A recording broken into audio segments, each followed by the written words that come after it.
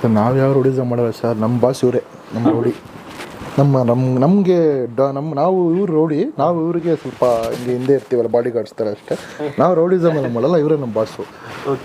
ಒಂದು ವಾರದಲ್ಲಿ ನಮ್ಗೆ 4-5 ದಿನ ಹಿಡ್ಕೊಂಡು ಹೊಡಿತಾರೆ ಸರ್. ತುಂಬ ಹಿಂಸೆ ನಮಗೆ. ಮಾಡ್ದೆ ನಿಮ್ಮ ಮಗ ಅಂತ ಇಲ್ಲಪ್ಪ, ಹಿಂಗೆ ಮನೇಲಿದ್ದೆ, ಹಿಂಗೆ ಹೊಡೆದ, ಹಿಂಗೆ ಆಚೆ ಹಾಕ್ಬಿಟ್ಟು. ಅವಾಗ ನಾವೇನು ಮಾಡ್ತೀವಿ, ಟೆಂಪರ್ ಎಕ್ಕುತ್ತೆ, ನಾಚಿಕೆ ಆಗಲ್ಲ ನೀನೊಬ್ಬ ಮಗನ ನಿನ್ನ ಜನ್ಮಕ್ಕೆ ಅಂತ ಉಗಿತೀವಿ. ತಪ್ಪ ನಂದು. ರೌಡಿ ಏನಾರು ಅನ್ಕೊಳ್ಳಿ ಸರ್, ಏನಾರು ಅನ್ಕೊಳ್ಳಿ ಸರ್, ಅಪ್ಪ ಅಮ್ಮ ಹಾಕೋ ಒಂದು ನನ್ನ ಒಳ್ಳೆ ಉದ್ದೇಶಕ್ಕೋಸ್ಕರ, ನಾನು ಅವರಿಗೆ ಒಂದು ಒಳ್ಳೆ ಪಾಠ ಕಲ್ಸೋಕ್ಕೋಸ್ಕರ ನಾನು ರ್ಯಾಶ್ ಆಗ್ತೀನಿ ವಿನಃ ಅವ್ರ ಮೇಲೆ ನನಗೆ ಪರ್ಸ್ನಲ್ ಯಾವ ದ್ವೇಷನೂ ಇರೋಲ್ಲ. ದುಶ್ಮನ್ ಎಲ್ಲಿದ್ದಾನೆ ಅಂದರೆ ಪಕ್ಕದ ಮನೆ ಹೈ, ಪಕ್ಕದ ಮನೆಯಲ್ಲೇ ನನಗೆ ಫೋನ್ ಮಾಡ್ತಾನೆ, ಸರ್ ಬನ್ನಿ ಸರ್, ಲೋಪರ ನನ್ನ ಮಗ ಇವನೇ ಸರ್, ಮಗ ಆಚೆ ಹಾಕೋನೆ ಅಂತ ಗೊತ್ತಾಗುತ್ತೆ. ಅವನ ನಂಬರ್ ನಂಗೆ ಸಿಗುತ್ತೆ, ನಾನು ಫೋನ್ ಮಾಡ್ತೀನಿ, ಕೇಳಿತೀನಿ ಅಷ್ಟೇ ಸರ್.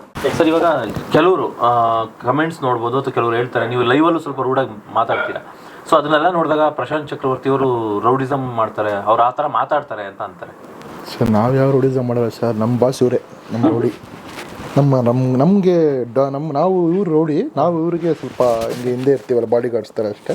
ನಾವು ರೌಡಿಸಮ್ ಎಲ್ಲ ಮಾಡಲ್ಲ, ಇವರೇ ನಮ್ಮ ಬಾಸು. ಒಂದು ವಾರದಲ್ಲಿ ನಮ್ಗೆ 4-5 ದಿನ ಹಿಡ್ಕೊಂಡು ಹೊಡಿತಾರೆ ಸರ್. ತುಂಬ ಹಿಂಸೆ ನಮಗೆ. ಅದಕ್ಕೆ ಸ್ವಲ್ಪ ನೀವೆಲ್ಲ ಮೀಡಿಯಾದ ಸ್ವಲ್ಪ ನಮ್ಮನ್ನ ಹೆಲ್ಪ್ ಮಾಡಿ ಕಾಪಾಡಿದ್ರೆ ತುಂಬ ಹೆಲ್ಪ್ ಆಗುತ್ತೆ. ಹೌದು ಸರ್. ನಾನು ಇವ್ರ ಮೇಲೆ ಕೋಪನ ಅಲ್ಲಿ ತಿರ್ಸ್ಕೊಂತೀನಿ ಸರ್. ಬಂದಾಗ ಇಲ್ಲಿ ಇಕ್ತಾ ಇರ್ತಾರಲ್ಲ, ಇನ್ನು ಇಕ್ಕಿಸ್ಕೋತಷ್ಟೇ. ಅಂದ್ರೆ ನೆಕ್ಸ್ಟ್ ಅವ್ರು ಕಮೆಂಟ್ಸ್ ಮಾಡಿದವ್ರು ತಿಳ್ಕೋಬೇಕು, ಓ ಪ್ರಶಾಂತ್ ಚಕ್ರವರ್ತಿ ರಾಂಗ್ ಆಗಿದ್ದಾರೆ ಅಂದ್ರೆ ಮೋಸ್ಟ್ಲಿ ಏನೋ ನಡೆದಿದೆ. ಆದರೆ ಸರ್ ಏನಂದ್ರೆ ಹೇಳ್ತೀನಿ ಕೇಳಿ, ನಾನು ಇವತ್ತವರೆಗೂ ಸರ್ ನಾನು ಲೈವ್ ಮಾಡೋದು ಉದ್ದೇಶ ಇಷ್ಟೇ. ಏನಂದರೆ 4 ರೀಸನ್ ಸರ್. ಒಂದು, ಮನೆಯಿಂದ ಮಿಸ್ ಆಗಿರೋರು ಅವ್ರ ಫ್ಯಾಮಿಲಿಗೆ ಸಿಗಲಿ, ಒಂದು ಲೈವ್ ಮಾಡೋದು ಯಾರೇ ಸಿಕ್ಕರು. ಎರಡನೇದು ಬಂದ್ಬಿಟ್ಟು, ಎಷ್ಟೋ ಜನ ಮಕ್ಕಳು ಅಪ್ಪ ಅಮ್ಮನ ಆಚೆ ಹಾಕ್ತಿದ್ದಾರೆ, ಆಚೆ ಹಾಕಬಾರ್ದು ಅಂತ. ಮೂರನೇದು ಏನಂದರೆ ಏನದು, ಈಗ ನಾನು ಒಬ್ರಿಗೆ ಬೈತಾ ಇದ್ದೀನಿ, ನಿಂಗೆ ನಾಚಿಕೆ ಆಗಲ್ಲ, ನೀವು ಅಪ್ಪ ಅಮ್ಮನ ಆಚೆ ಹಾಕ್ತಿದ್ಯಾ, ನಿಂಗೆ ಗೊತ್ತಾಗಲ್ವ, ನಿಂಗೆ ಜಾಸ್ತಿ ಮಗ ಅಂತೆಲ್ಲ ಬೈತಾ ಇರ್ತೀನಲ್ಲ, ಅದನ್ನ ನೋಡಿ ಬೇರೆ ಮಕ್ಳುಗಳಿಗೂ ಬುದ್ಧಿ ಕಲೀಲಿ, ಯಾರು ಆಚೆ ಹಾಕ್ಬಾರ್ದು ಅಂತ. ಇನ್ನೊಂದು 4ನೇ ಕಾರಣ ಬಂದ್ಬಿಟ್ಟು, ಇಂಥ ಜನಗಳು ಇದ್ದಾರೆ, ಅಪ್ಪ ಅಮ್ಮನ ಆಚೆ ಹಾಕ್ತಾರೆ ಅಂತ ಜನಗಳಿಗೆ ಗೊತ್ತಾಗಲಿ ಅಂತ ಅಷ್ಟೇ. ಅದು ಬಿಟ್ಟರೆ ಸರ್, ನಾನು ಇವತ್ತು ಎಷ್ಟೋ ಮಾಡಿರೋ ಲೈವ್ ವಿಡಿಯೋಗಳಿಂದ 400 ಜನ ಮೇಲೆ ನಮ್ಮ ಆಶ್ರಮಕ್ಕೆ ಬಂದು ವಾಪಸ್ ಅವ್ರ ಫ್ಯಾಮಿಲಿಗೆ ಸಿಕ್ಕಿದ್ದಾರೆ, ಮಿಸ್ ಆಗಿರೋರು ಸಿಕ್ಕಿದ್ದಾರೆ. ಅಂದರೆ ಪೊಲೀಸ್ ಕಂಪ್ಲೇಂಟ್ ಕೊಟ್ಟು ಪೊಲೀಸ್ ಅವ್ರು ಮಾಡದಿರೋ ಕೆಲಸನ ನಾವು ಬರೀ ಒಂದು ಫೇಸ್ಬುಕ್ ಲೈವ್ ಮಾಡಿ ಅವ್ರ ಫ್ಯಾಮಿಲಿ ಸಿಗೋ ಥರ ಮಾಡ್ತೀವಲ್ವ, ಅದು ಒಳ್ಳೆಯ ಕೆಲಸ. ತುಂಬ ಜನ ನನ್ನ ತಪ್ಪಾಗಿ ಅರ್ಥ ಮಾಡ್ಕೊಂಬಿಟ್ಟಿದ್ದಾರೆ. ಏನಂದರೆ ನಮ್ಮ ಲೈವ್ ಮಾಡ್ತಾನೆ ನನ್ನ ಮಾನ ಮರದೆ ಹರಾಜಾಗ್ತಾನೆ ಅಂತ. ಇಲ್ಲ ಸ್ವಾಮಿ, ನಾನು ಏನು ಗೊತ್ತಾ ಸರ್, ಸಿಕ್ಕಿದಾಗ ಯಾರೇ ಸಿಕ್ಕರು ಅವ್ರ ತಾಯಿಗೆ ಅಮ್ಮ ನಿಮ್ಮ ಹೆಸರು ಅಂತೀನಿ, ಹೆಸರು ಹೇಳ್ತಾರೆ. ಅಮ್ಮ ಯಾವ ಊರು ಅಂತೀನಿ. ಯಾಕಮ್ಮ ಇಲ್ಲಿ ಬಂದಿದ್ಯಾ ಅಂದರೆ, ನನ್ನ ಮಗ ಆಚೆ ಹಾಕ್ಬಿಟ್ಟ ಅಂತಾನೆ. ಆಚೆ ಹಾಕ್ಬಿಡ ಅಂತ ಹೇಳೋದೆ ಅವ್ರ ಅಮ್ಮನೇ ಹೇಳೋದು, ನಾನಲ್ಲ. ಏನು ಮಾಡ್ದೆ ನಿಮ್ಮ ಮಗ ಅಂತ ಇಲ್ಲಪ್ಪ, ಹಿಂಗೆ ಮನೇಲಿದ್ದೆ, ಹಿಂಗೆ ಹೊಡೆದ, ಹಿಂಗೆ ಆಚೆ ಹಾಕ್ಬಿಟ್ಟು. ಅವಾಗ ನಾವೇನು ಮಾಡ್ತೀವಿ, ಟೆಂಪರ್ ಎಕ್ಕುತ್ತೆ, ನಾಚಿಕೆ ಆಗಲ್ಲ ನೀನೊಬ್ಬ ಮಗನ ನಿನ್ನ ಜನ್ಮಕ್ಕೆ ಅಂತ ಉಗಿತೀವಿ. ತಪ್ಪ ನಂದು. ಅವ್ರ ಅಮ್ಮ ಹೇಳೋದು ನಾನು ಹೇಳ್ತೀನಿ ಅಷ್ಟೇ. ಆಮೇಲೆ ಬರ್ತಾರೆ 3 ವರ್ಷ ಆದಮೇಲೆ, ಸರ್ ನಿಮ್ಮ ತಾಯಿನ ಕಳಿಸಿ ಅಂತ. 3 ವರ್ಷ ಸಾಕೋ ತನಕ ಒಂದಿನ ಇಲ್ಲಿ ಬಂದ್ಬಿಟ್ಟು ಅಮ್ಮ ಹೆಂಗಿದ್ದಾರೆ, ಊಟ ಮಾಡಿದ್ರ ಅಂತ ಏನು ಕೇಳದೇ ಇರೋನು, 3 ವರ್ಷ ಆದಮೇಲೆ ಅವ್ರ ಆಸ್ತಿ ಇದೆ, ಎಕರೆ ಜಮೀನಿದೆ, ಕೊಡಿ ಅಂತ ಬಂದ್ರೆ ಬಿಡ್ತೀವ ಸರ್? ಅವಾಗ ನಾನು ರೌಡಿನೂ ಆಗ್ತೀನಿ, ಎಲ್ಲಾನು ಆಗ್ತೀನಿ ಸರ್. ಏನಂದ್ರೆ ಇವಾಗ ನಾವು ಕರ್ಕೊಂಡು ಬರೋಕೆ ಲೈವ್ ಮಾಡಿರ್ತೀವಿ, ಇಲ್ಲಿ ಬಂದ್ಮೇಲೂ ಅಷ್ಟೇ ಅವ್ರ ಫೋನ್ ನಂಬರ್ ಹೆಂಗೋ ಕಲೆಕ್ಟ್ ಮಾಡಿ ಫೋನ್ ಮಾಡ್ತೀವಿ, ಬಂದು ಕರ್ಕೊಂಡು ಹೋಗ್ಲಿ ಅಂತ. ಅವಾಗ ಏನು ಮಾಡ್ತಾರೆ, ಬರಲ್ಲ, ನಾನು ಸತ್ತರೆ ಸಾಯಿಲಿ ಅಂತಾರೆ, ಈ ಥರ ಎಲ್ಲ ಆನ್ಸರ್ ಮಾಡ್ತಿದ್ದಾರೆ.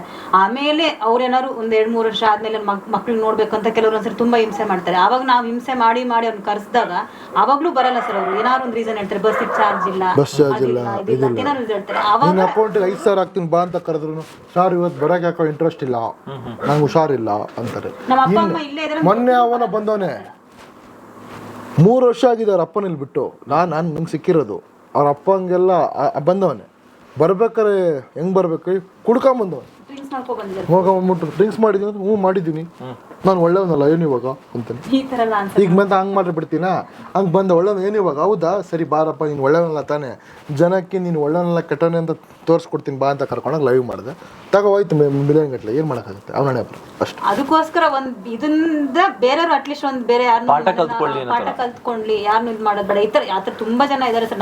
ನನಗೆ ಇವತ್ತು ನನಗೆ ಯಾರ ಮೇಲೂ ಕೋಪ ಇಲ್ಲ ಸರ್. ನನಗೇನು ಗೊತ್ತಾ, ಇವಾಗ ನೀವೇ ಅಂದ್ಕೊಳ್ಳಿ ಸರ್, ನೀವು ನನ್ನ ಕ್ಲೋಸ್ ಫ್ರೆಂಡ್ ಆಗಿರಿ ಸರ್, ನೀವೇನೋ ನಿಮ್ಮ ಅಪ್ಪ ಅಮ್ಮನ ಆಚೆ ಹಾಕ್ಬಿಟ್ರೆ ನಿಮ್ಮ ಕಂಡ್ರೂ ನಂಗೆ ಆಗಲ್ಲ, ನನ್ನ ಕ್ಯಾರೆಕ್ಟರ್ ಅದು.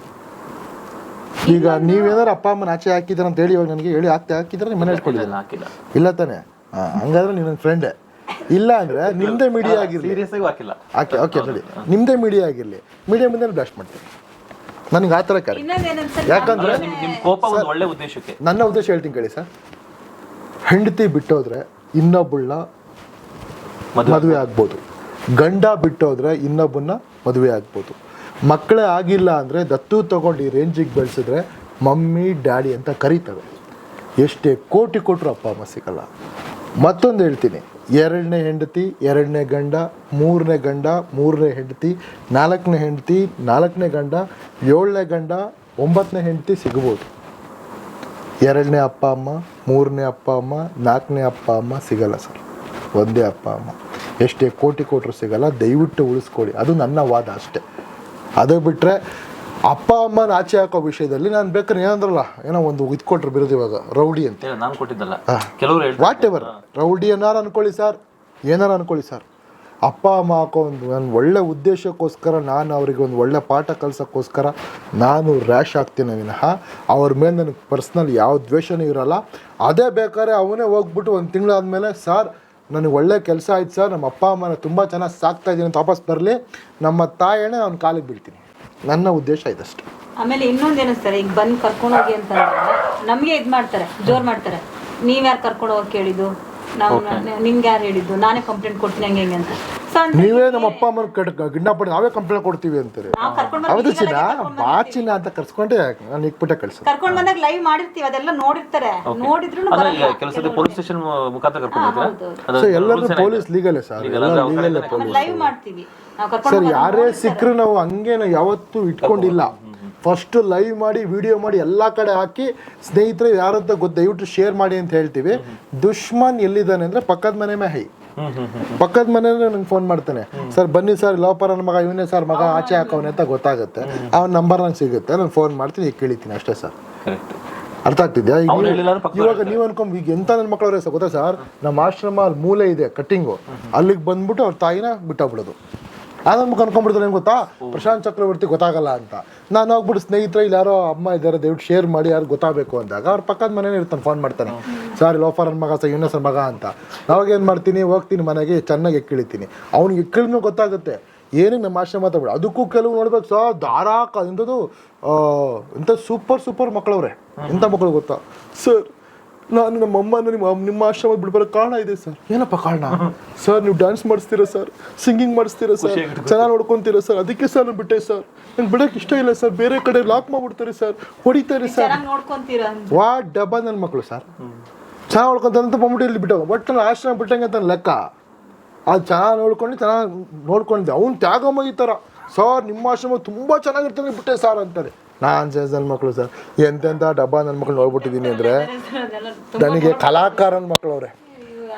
ನಾನು ಹೇಳ್ತೀನಿ ಇರೋದು ನನ್ನ ಅಪ್ಪ ಅಮ್ಮ ಚೆನ್ನಾಗಿ ನೋಡ್ಕೊಳ್ಳಿ ಸರ್, ನಮ್ಮ ಮನೆ ನನ್ನ ಹೆಂಡತಿ ಸರ್, ಅವ್ರು ಇರಬೇಕು ನಾನು ಇರಬೇಕು ಅಂತೇಳಿ ಸರ್, ಹೆಂಗೆ ಸರ್ ಹೇಳ್ಕೊಡ್ಲಿ ಅಂತ ಈ ಥರ ಎಮೋಷನಲ್ ಮಾಡ್ತಾರೆ ಸರ್. ವಿಡಿಯೋ ಮಾಡಬೇಡಿ ಸರ್ ಪ್ಲೀಸ್ ಅಂತಾರೆ. ಏನು ಮಾಡೋ ಸರ್? ಆಮೇಲೆ ಅಂಥವ್ರು ಕೆಲವ್ರು ಅವರೇ, ಅಂಥವ್ರು ವಿಡಿಯೋ ಮಾಡಿದ್ರೆ ಹಂಗೆ ಇಟ್ಕೊಂಡಿದ್ದೀನಿ. ಅಂಥ ಡಬ್ಬ ನನ್ನ ಮಕ್ಕಳು ಅವ್ರೆ. ಎಲ್ಲರದ್ದು ಮಾಡಲ್ಲ, ಕೆಲವರು ಪಾಪ ಮನೇಲಿ ಹೆಂಡತಿ ತುಂಬ ಟಾರ್ಚರ್ ಎಲ್ಲ ಮಾಡ್ತಾರೆ ಅಂತ ಹೇಳ್ತಾರೆ, ಬಿಡು ಅಂತ ಇಟ್ಕೊಂಡ್ಬಿಡ್ತೀನಿ. ಒಬ್ಬೊಬ್ಬರಿಗೆ 4 ಮಕ್ಕಳಾಗ್ಬಿಟ್ಟಿರುತ್ತೆ, ಅವ್ರಿಗೆ ಮಕ್ಳಿಗೆ ಸ್ಕೂಲ್ ಫೀಸೇ ಕಟ್ಟೋಕ್ಕಾಗಲ್ಲ, ಇನ್ನು ಅಮ್ಮ ನಡ್ಕೊತಾರೆ.